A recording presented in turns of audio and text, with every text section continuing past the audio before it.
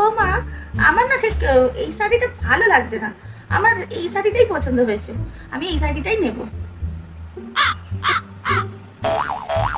কিন্তু মা, কিন্তু আমি যে এটা তো, তুমি বরং তোমার মাকে এই শাড়িটা দিয়ে দাও। এই শাড়িটা আমার ঠিক ভালো লাগছে না।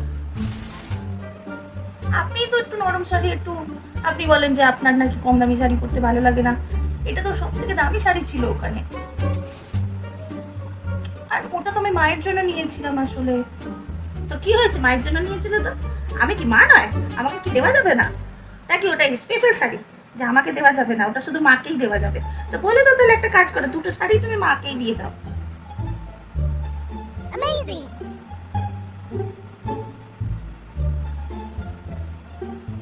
ঠিক আছে, আপনি যখন বলছেন আপনি ওটা নেবেন, তাহলে নিন, অসুবিধা নেই। আমি নয় মাকে এই শাড়িটা দিয়ে দেবো।